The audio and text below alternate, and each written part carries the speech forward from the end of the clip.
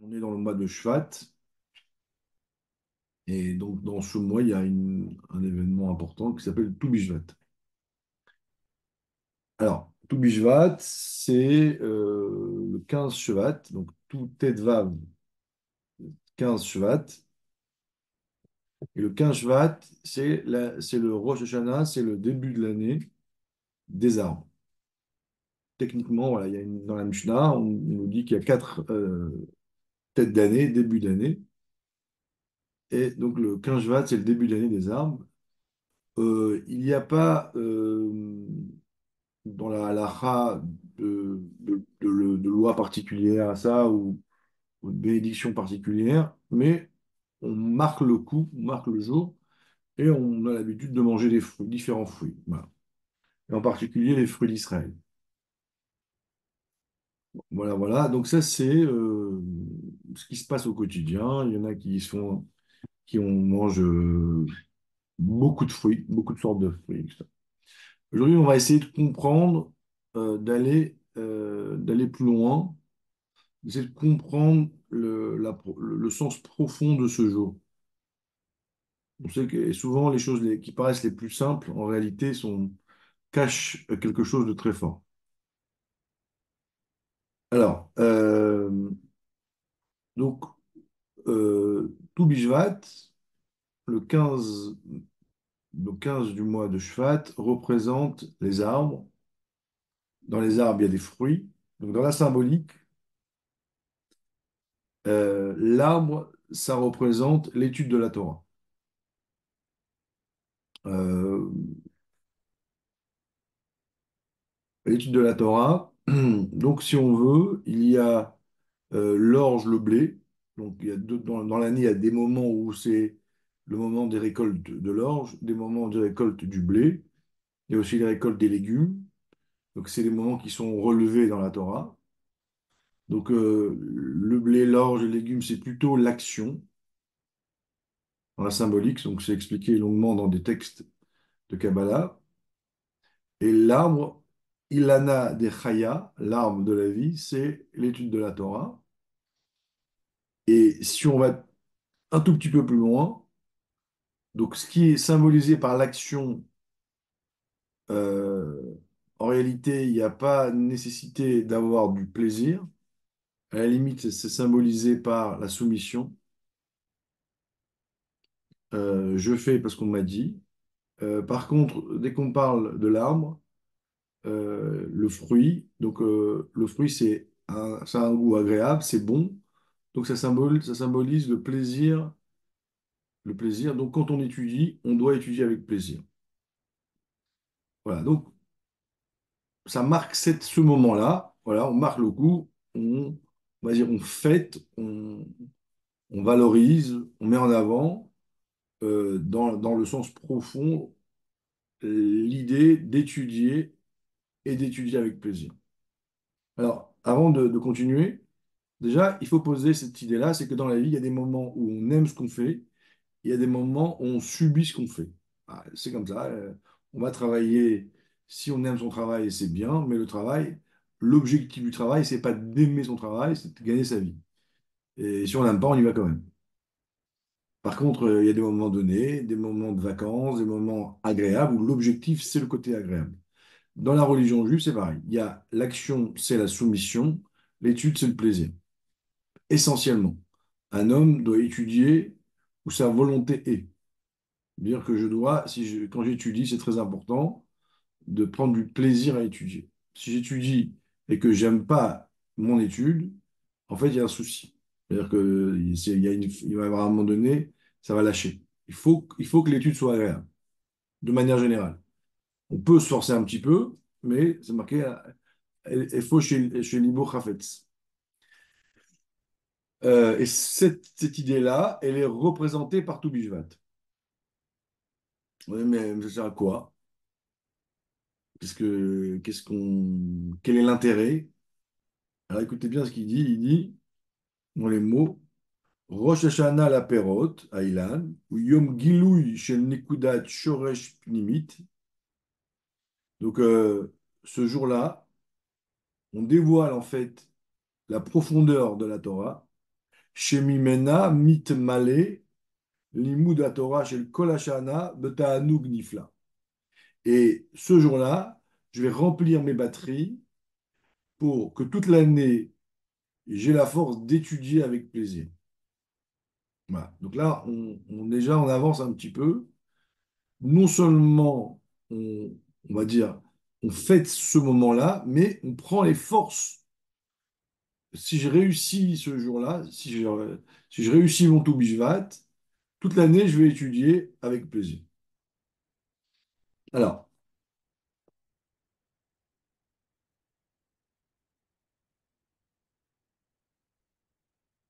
si vous voulez, donc si on continue un tout petit peu,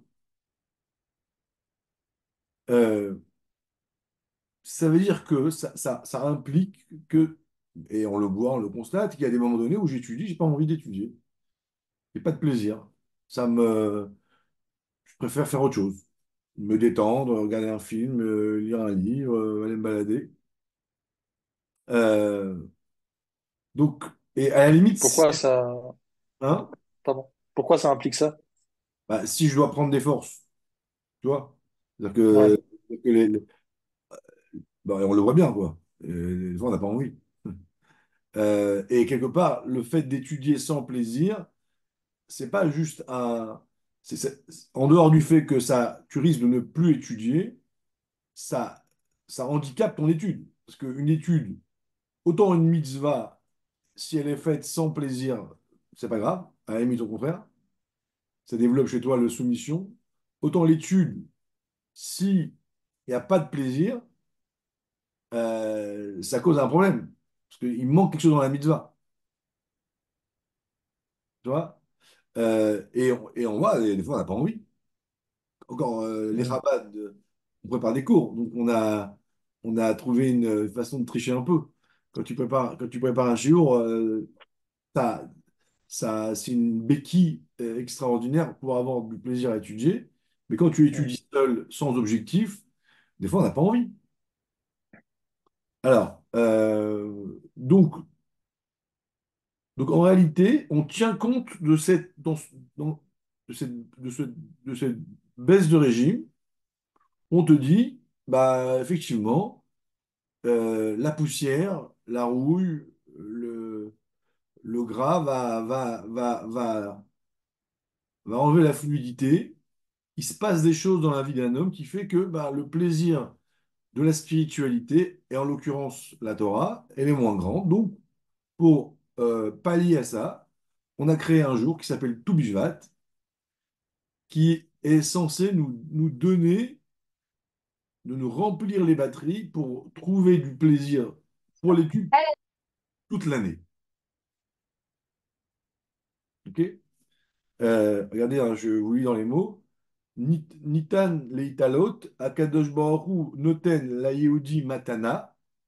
Dieu nous donne un cadeau. Chez Tini lo efsharut, chez la chez it gut, belimud Torah, bemealer kol hashana. Donc ce jour qui paraît anodin, d'accord, bah, il est extrêmement important.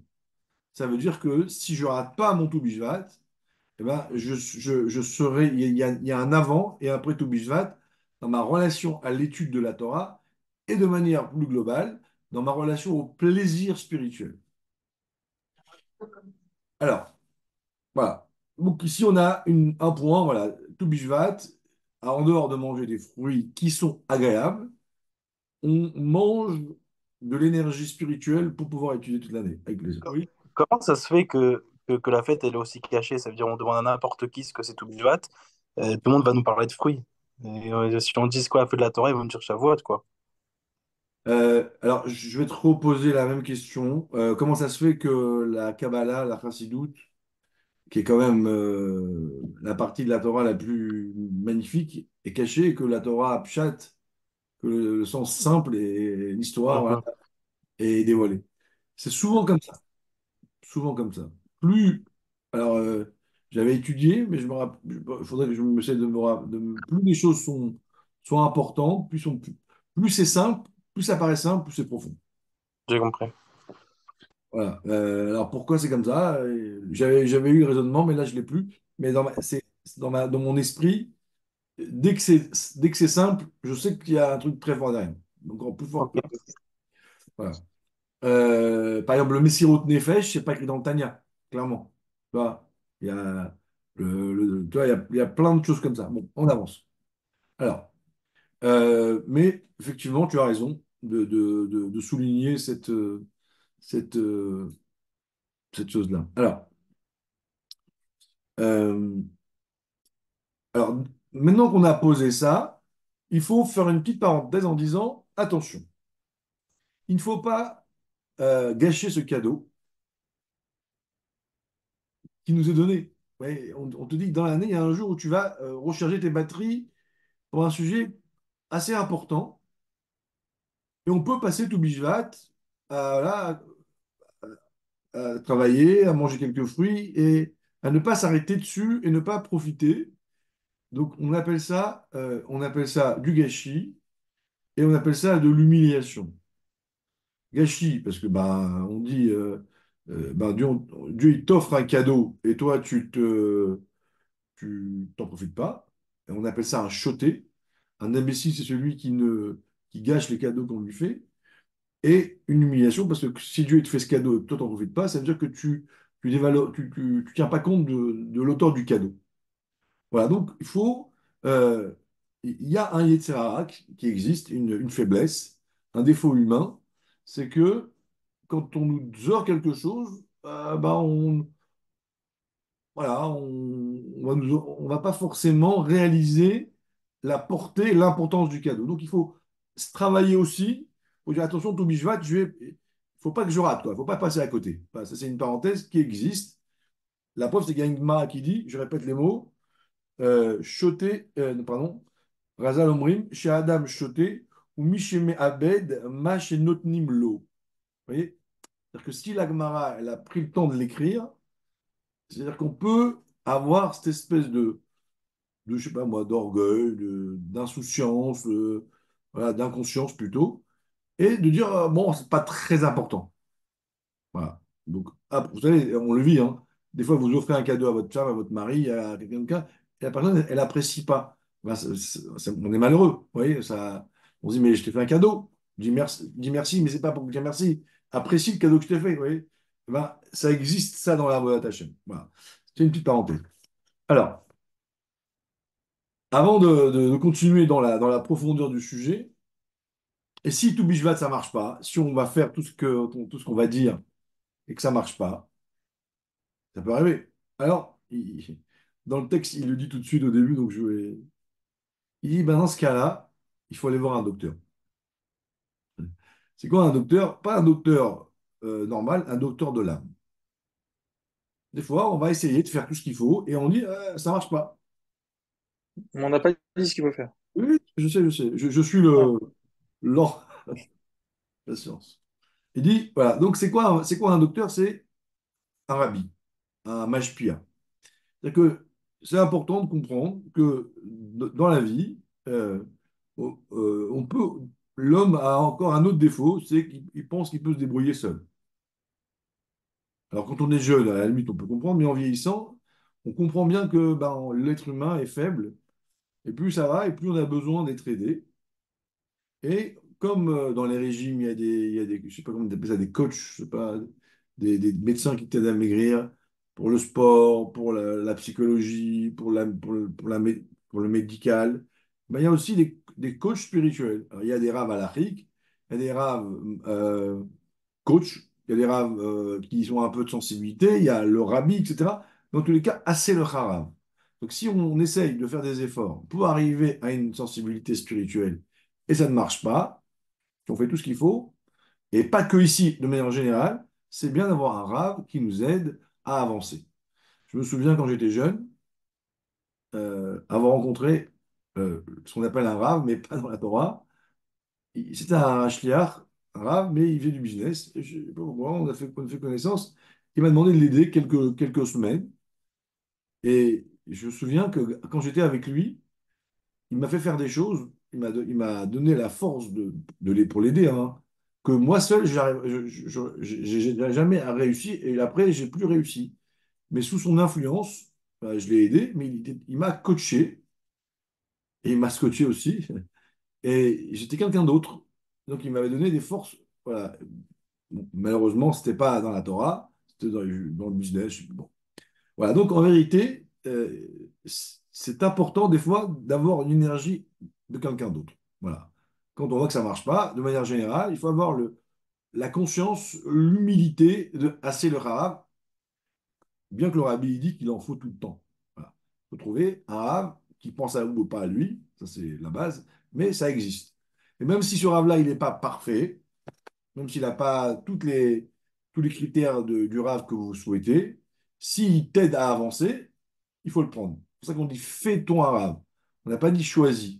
C'est-à-dire que fais-le pour toi, même s'il n'est pas vraiment. Souvent, quand on a un rave, tout le monde le critique. Ah, mais celui-là, mais il a le chapeau comme ça, il a la veste comme ça, et il fait pas. C'est pas grave. S'il vous aide et qu'il est cachère, il est pas pire que Acher Rabbi Meir. Oui. Voilà. Donc, mais des fois, on a besoin d'une aide extérieure. Voilà, ça, c'était la parenthèse numéro 2. Maintenant, je reprends le sujet. Pourquoi est-ce que mon plaisir, avec le temps, s'use? Comme a demandé Mendel au début. Bon, euh, qu'est-ce qui fait que, avec voilà, normalement, ça pourrait rester stable ou évoluer? Alors, je pense que ceux qui ont étudié un petit peu Chassidut le savent, et c'est connu même dans les autres sciences spirituelles, c'est comme ça. Si un homme investit du plaisir dans d'autres choses, ça crée un blocage dans son plaisir spirituel. J'explique. Dieu nous donne une quantité de plaisir, une dose. Bah, tu as 100 mesures de plaisir. Mais tu as le choix. Où tu l'investis.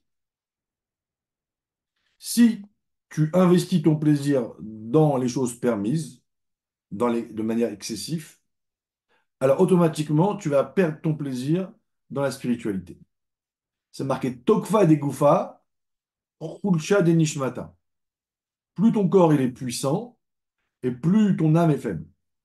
Donc, Dieu il te donne un potentiel, mais tu as le choix. Voilà.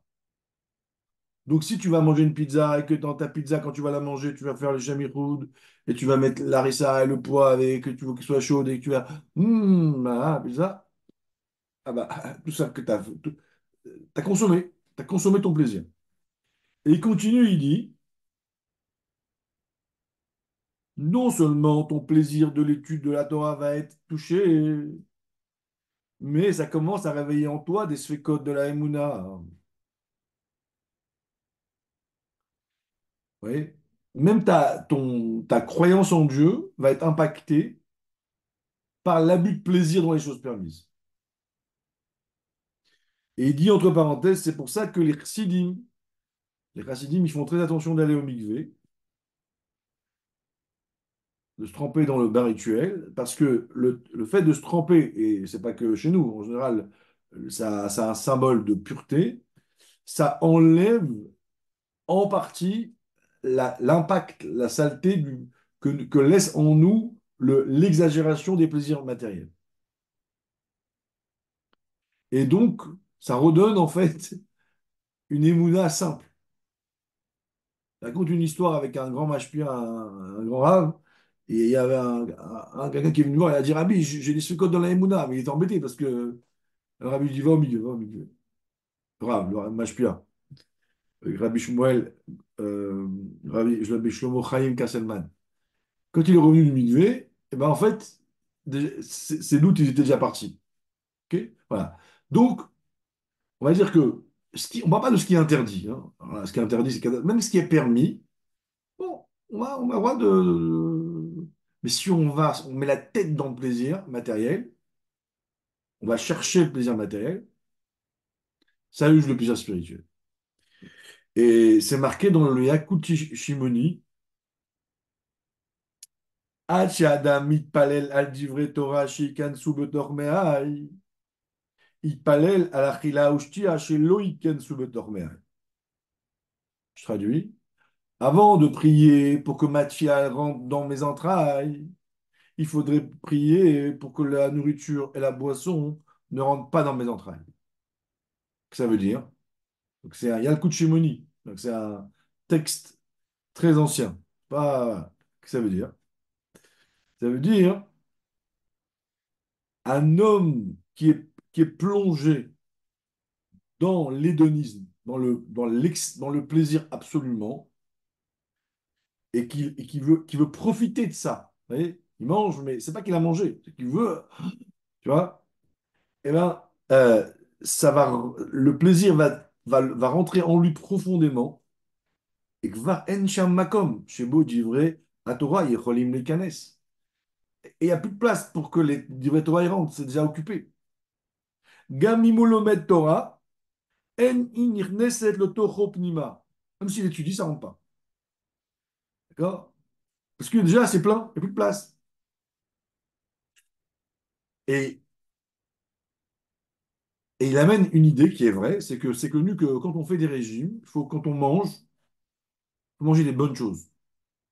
Parce que si on mange et il n'y a pas de plaisir, en fait, on a encore faim et on mange trop. Mais si tu manges quelque chose de bon, ça rassasie plus vite. Donc on voit que même dans le régime, même dans la vie, le plaisir fait que quelque chose pénètre le fond de toi et t'apaise. Donc c'est presque une preuve scientifique. Et quand vous mangez un truc qui n'est pas bon, bah, vous avez encore faim. Donc en réalité, donc, de l'autre côté, le plaisir est un outil qui permet de faire rentrer les choses profondément en moi.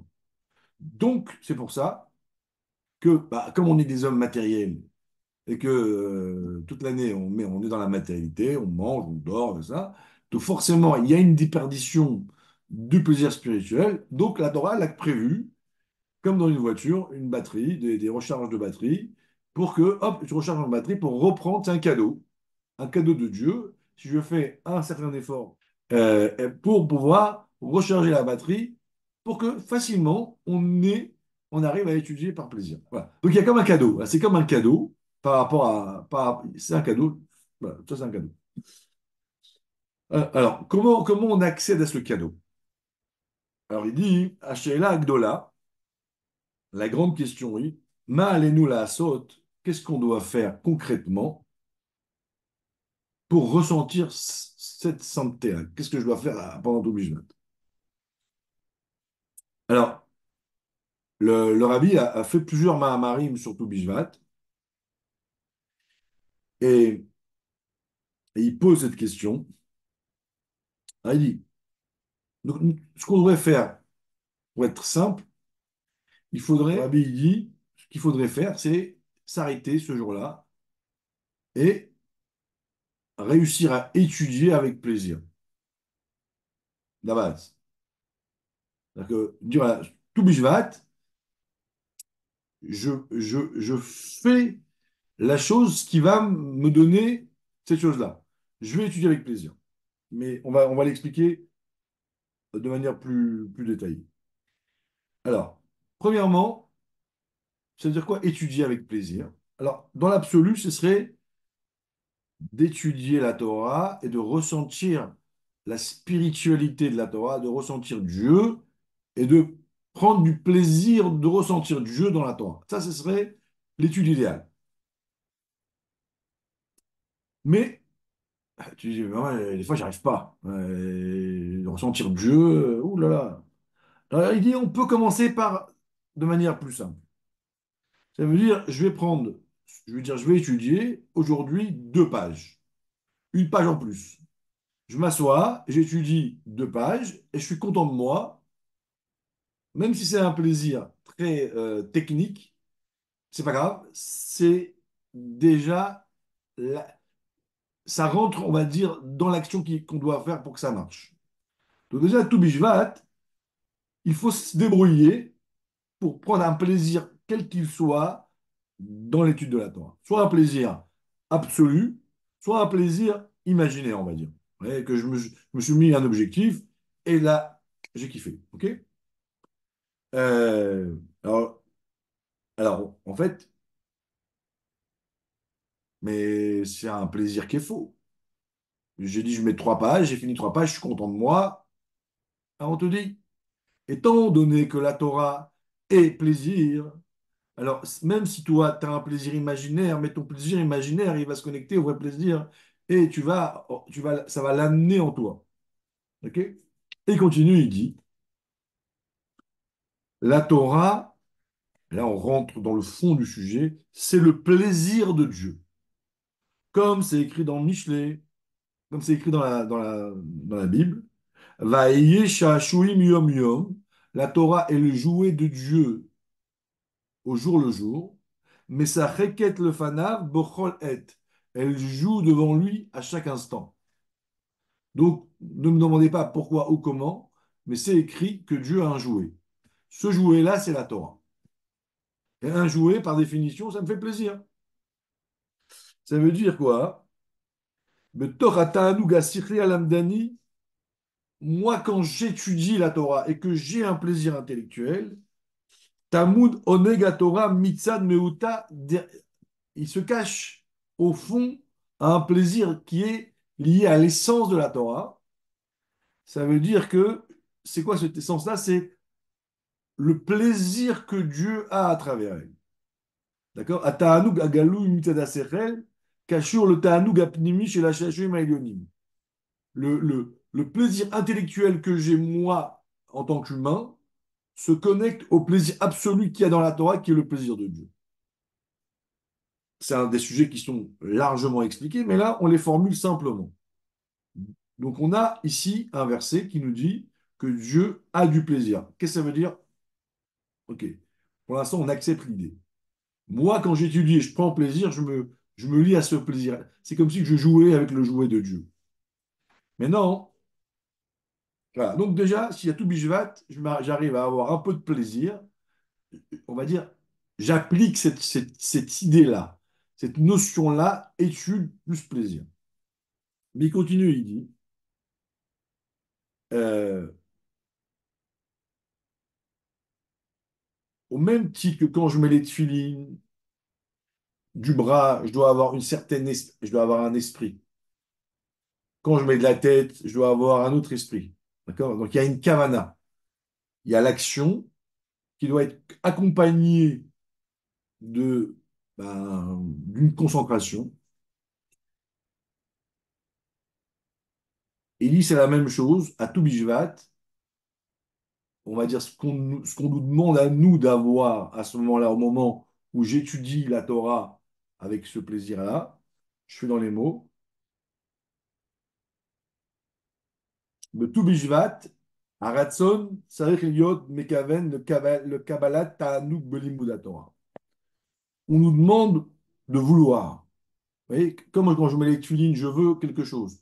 Quand je les mets sur la tête, je veux quelque chose. Il doit y avoir une volonté. Ma volonté, c'est de dire je veux que ça marche. Donc, tout bishvat, j'étudie avec plaisir en disant à Dieu je veux ce plaisir-là. Et si moi, j'ai cette volonté-là, en réalité, je vais, euh, je vais, je vais éveiller, on va dire, je vais créer le cheminement pour que toute l'année, j'ai ce plaisir-là. Parce que il y a l'action et la kavana. L'action, c'est d'étudier avec plaisir, et la kavana, c'est de vouloir, de dire à Dieu, donne-moi ce plaisir-là.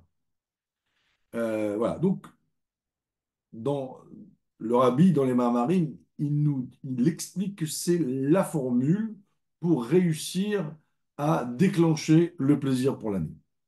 Alors maintenant, en fait, j'ai volontairement, j'ai pas traîné pour être sûr d'avoir fini le sujet. Il nous reste encore un peu de temps. Je vais revenir sur comment avoir du plaisir, même pour tout Bishvat et pour toute l'année. Alors, euh,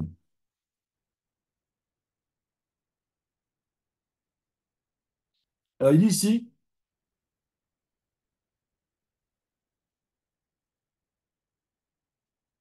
une des moyens de développer le plaisir, mais de manière générale, hein. Donc c'est une technique. Il dit, c'est par le da'at.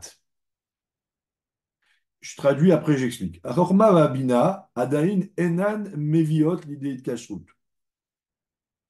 Quand je prends un sujet et que j'essaie de le comprendre, au début, il y a chorma. Au début, je ne comprends pas, je me fatigue pour avoir le flash, pour avoir le début de l'explication. Ensuite, je vais avoir bina. Je vais développer le sujet. Euh, mais il va y avoir un petit plaisir qui va naître dans la chorma et dans la bina, mais c'est pas un plaisir qui va durer. Pour prendre du plaisir réellement dans une étude, il faut da'at. Le da'at, et je vais expliquer ce que ça veut dire, le da'at crée un lien entre moi et le sujet et qui va me permettre de créer du plaisir. Ça veut dire quoi? Comment je peux créer le da'at dans une étude? Que chez Adam Lomed Gemara ou Mishnah, Pa'amachad Bilvad, si j'étudie un sujet une fois, que j'ai compris, et après je passe à autre chose, il n'y a pas de plaisir. Il y a le plaisir de la compréhension, de la découverte, mais ce n'est pas le plaisir du sujet. Mais quand je révise, que je reviens sur un sujet une fois, deux fois, trois fois, et que je me familiarise avec le sujet, ça s'appelle le da'at, et que je comprends de plus en plus le sujet, d'accord, parce que je suis revenu dessus, alors là, j'arrive à un niveau de plaisir dans l'étude.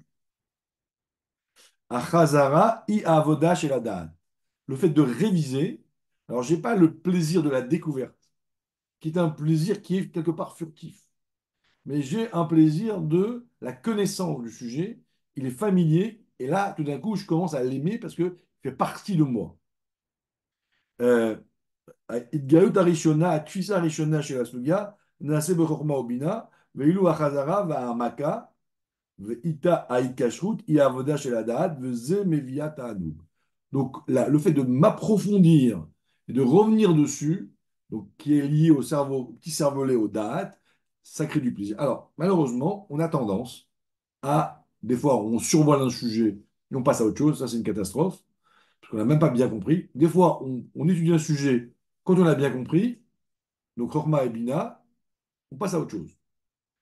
C'est une erreur. Mais malheureusement, on a envie de passer à autre chose. Mais en réalité, c'est comme une dafina. C'est quand ça revient et ça revient, là, ça devient bon. Donc un sujet, quand on va le travailler, et des fois, moi je le vois quand je prépare des cours et que ce cours-là, je dois le refaire 3, 4, 5, 10, 15 fois, malgré moi, je dois le réviser et revenir dessus.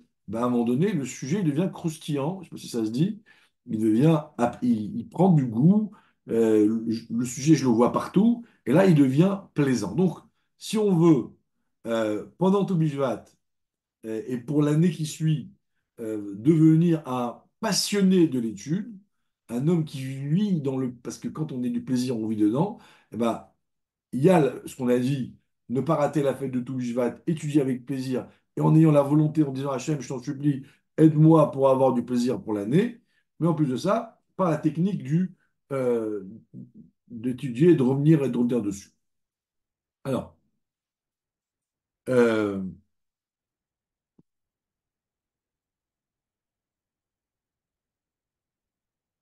maintenant, on nous dit toujours, alors là, je vais faire une petite parenthèse quand même, qu'il faut étudier la Torah l'Ishma.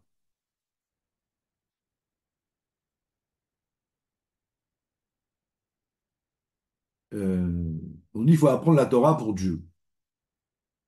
Sinon, ça manque quelque chose. Et à tel point que des fois, on peut étudier la Torah où Dieu il dit, je ne veux pas que tu étudies. Il y a certaines Torahs, si quelqu'un il apprend la Torah pour détruire l'autre, on te dit, tu n'as pas le droit d'étudier. Alors, la Torah, c'est la Torah de Dieu, euh, c'est le plaisir de Dieu. Donc, en quoi ça dérange que... Alors, regardez. Dans tout ce qui est plaisir, en général, la religion, elle se méfie. Le plaisir, en général, la Torah, elle a peur du plaisir. Mais voilà, le plaisir matériel, etc. La sexualité. il y a des règles, on fait attention. Les compliments, ouais, on te dit attention, les compliments, est-ce que c'est bien, c'est pas bien? Et pas que nous, même dans le monde, on voit bien que le rire, on a vu, mais on voit bien aussi que on ne sait pas si. Donc, parce que le rire, il y a beaucoup de plaisir. Donc, dès qu'il y a du plaisir, la religion, elle se met en position de protection. Chez les chrétiens, c'est interdit. Il y a beaucoup de choses qui sont interdites. Et chez nous, on ne sait pas trop.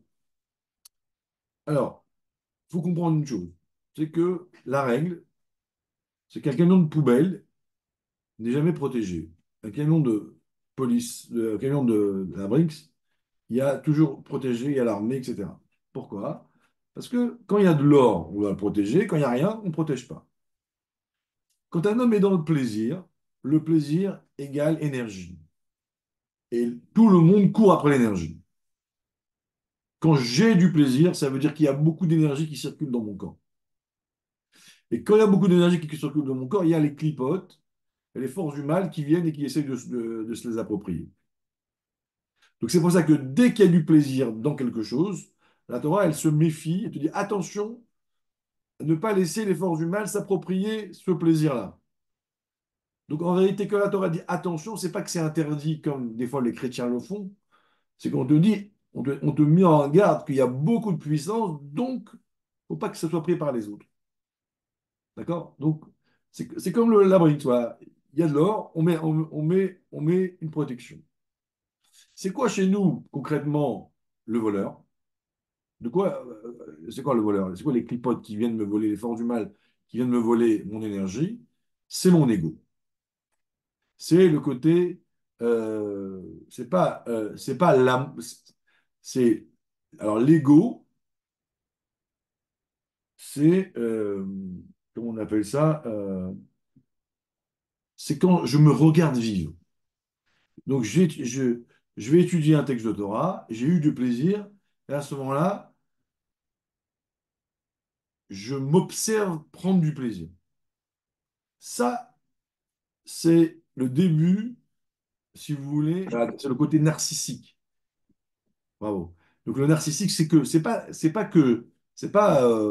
moi, l'amour, l'amour propre, ou je sais pas, c'est caché. Il faut s'aimer, aime ton prochain comme toi-même. Mais le narcissisme, ça veut dire m'observer vivre quelque chose, d'accord? Ça, c'est un ego déplacé qui va essayer de s'approprier le plaisir et d'alimenter le mauvais qu'il y a en moi. D'accord? On le voit dans les artistes, même dans les orateurs. Dès que quelqu'un il commence à être narcissique dans son rôle, les gens qui sont le public ne le supportent plus. Voilà, donc, vous voyez, c'était une petite parenthèse. Quand on étudie, quand il y a du plaisir, ça montre qu'il y a beaucoup d'énergie qui traverse mon corps dans tous les domaines. A fortiori dans la Torah, que la Torah, c'est l'essence de Dieu qui est à l'intérieur. Donc quand j'étudie la Torah stam, sans plaisir, alors bon, je me lie avec Dieu à un certain niveau.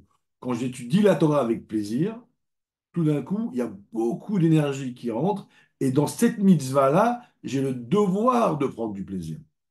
J'ai le devoir pour ça. Ok. Après, on se protège comme on peut. Voilà, voilà, il y a plusieurs façons.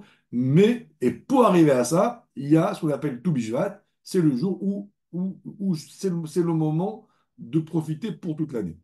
Voilà, moi j'ai terminé. Si vous avez des questions, euh, moi j'ai fini. J'ai une question. Tu as parlé que si quelqu'un n'a pas de plaisir, il faut qu'il aille d'essayer de chercher un plaisir imaginaire. Je ne comprends pas, ça ne me parle pas, moi, un plaisir imaginaire. J'ai un plaisir ou j'ai pas un plaisir. Alors quoi que je vais avoir un plaisir Ah, imaginaire? mais là, j'explique ce que je veux dire. C'est-à-dire que tu vas dire, je vais faire un DAF, tu vois. Et quand tu finis le DAF, tu es content d'avoir terminé le DAF. Donc, t'es pas content. Ah, la satisfaction d'avoir réussi Voilà, D'accord. tu cherches à créer un plaisir dans ton limoud. Là, il te dit, Ah, j'ai compris, voilà. On cherche un plaisir où qu'il soit, quoi. qui ça pour ce plaisir-là, il va se connecter au vrai plaisir. Ouais, mais a D'accord. priori, même le plaisir intellectuel, c'est Exactement. pas un vrai plaisir. Voilà. C'est pas le plaisir absolu, quoi. Voilà, il y a le plaisir de ressentir Hachem, il y a le plaisir de comprendre la Souga, et il y a le plaisir de finir un DAF. Tu vois. Ça, il y en a, ils font ritat. D'accord. Quand ils ont fini ritat, ils sont contents. Parce qu'ils vont le jeter, tu vois.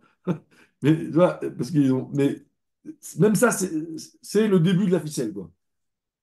Pour attraper Parce que quand on étudie Mishnah Brura ou quand on étudie Tanya ou un Mahamar du Rabbi, tu es d'accord avec nous que c'est pas le même plaisir qu'on va ressentir parce que dans un ça va être.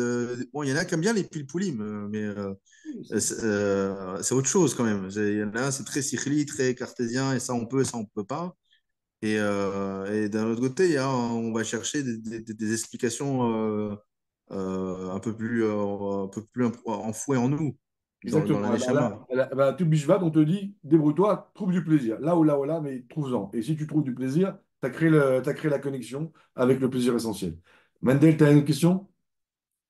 Le da'at dont tu as parlé, c'est pour avoir un vrai plaisir ou pour avoir un plaisir imaginaire? Un vrai plaisir intellectuel, pas imaginaire. Ah, intellectuel, enfin, intellectuel, donc c'est toujours pas le bon, quoi. Oui, ça dépend de ce que ça prend. Si tu apprends Enfin, on parle de Dieu, tu vas faire mijoter ce sujet-là et il va pénétrer en toi et tu auras, si tu apprends une souga un pitbull, tu seras dans le côté mathématique. Et, oui. d'accord, mais le da'at, c'est encore une technique pour avoir d'une autre façon le plaisir de Dieu. Enfin, C'est la c'est pas. c'est la Enfin, méthode du cerveau qui fait qu'on a du plaisir. Mais tu hmm, auras le goût du fruit que tu manges. Si tu manges une pomme, tu as le goût d'une pomme, tu manges une orange, tu as le goût de l'orange. Donc, hmm. étudier sans réviser le sujet, sans se l'approprier, le cerveau ne fonctionne pas vraiment. Ok. Donc, ça veut dire que le fait que le cerveau saisit le sujet, comme on dit, on saisit la viande, on saisit un sujet, bah, il n'y a pas, puisque tu n'as pas pris la bonne méthode. Tu vois, quand tu cuis un bout de viande, il y a différentes méthodes pour que la viande soit savoureuse. Bah, c'est pareil au niveau intellectuel. Et je peux faire une dernière remarque, et après à la fin, tu as parlé de l'ego de celui qui se regarde, qui se regarde d'avoir du plaisir. Est-ce que c'est vrai aussi pour celui qui se regarde quand il est triste ou qui se regarde quand il est angoissé? Oui, tout à fait. On dit C'est-à-dire que il faudrait être angoissé, mais sans faire attention, quoi, en fait. Parce qu'on peut pas, ouais, des fois, ne pas être. exactement. Il ne faut pas se regarder vivre. Il ne faut pas avoir de la peine sur sa peine. Il y a la vie que je vis et il y a la vie que je perçois vivre, en gros. Même les psychologues le savent, hein. Mais dans la Torah, c'est ça. C'est je prie et je me vois prier. OK? Merci beaucoup. Allez, des bonnes nouvelles. Atzlacha. Merci. Plaisir. Merci beaucoup, Batsara.